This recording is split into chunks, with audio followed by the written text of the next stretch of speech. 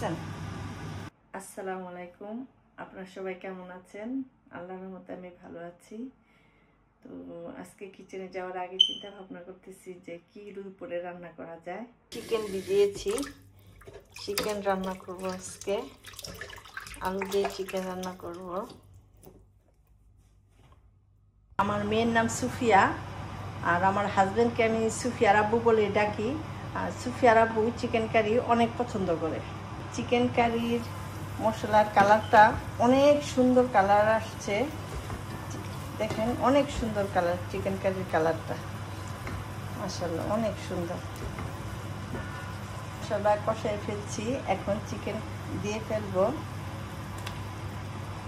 Chicken কারিটা দেখেন কি সুন্দর হয়েছে।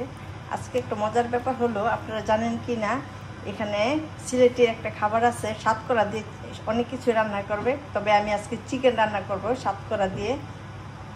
চিকেনের মধ্যে কাঁচামরিচ আর টমেটো দিয়ে ফেললাম।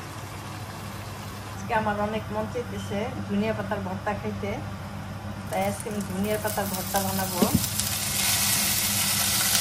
ধনিয়ার পাতার মধ্যে কাঁচামরিচ, দেশি পেঁয়াজ, লবণ, ধনিয়া পাতা দিয়ে দিলাম।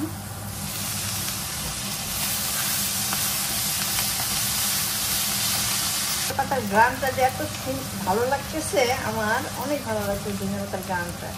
আসলে কি, ধনিয়া পাতার ভর্তা যখন আমি পাটাতে বাটবো, ধনিয়া পাতার ভর্তা দেখি। তরকারি প্রায় হয়ে গেছে, আলু দিয়ে ফেলবো, কারণ আলু মুরগির সাথে আমরা দিই না। বাংলাদেশে তো মুরগির সাথে আলু দিয়ে দিই, তার আলু সিদ্ধ হয় না, কিন্তু এদেশের আলু তাড়াতাড়ি সিদ্ধ হয়ে যায়। এই যে এটা সাতকরা অনেকে চিনেন, অনেকে চিনেন না, কিন্তু সিলেটি খাবার, এটা সিলেটে সবাই চিনে। দেখছেন, এটাও সাধারণত হালকা একটু তিতা লাগে, কিন্তু অনেক গ্রাম, অনেক গ্রাম।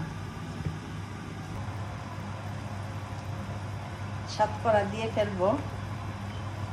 সাতকরা দিয়ে চিকেন আসলে আমার অনেক মজা লাগে, কারণ সাতকরার চিকেন রান্না করাটা আমি সিলেটি মানুষের কাছ থেকে শিখেছি, কারণ ওরা রান্না করতে বলতো যে অনেক মজার, তাই আমি ট্রাই করেছি একদিন, দেখি অনেক মজার, আসলে অনেক মজার। আপনারা ট্রাই করবেন। ধনিয়া পাতার ভর্তার মধ্যে একটু শুকনো মরিচের ফাঁকি গুঁড়া করে রেখেছি, একটু অল্প একটু দিব, কালারটা অনেক সুন্দর হবে। খাওয়াটা অনেক মজার ছিল, অনেক টেস্টি। তো যাই হোক, আমার এসটি ফ্যামিলি ব্লগে ইউটিউব চ্যানেলে আপনারা সবাই লাইক, শেয়ার, কমেন্ট করবেন। আল্লাহ হাফেজ।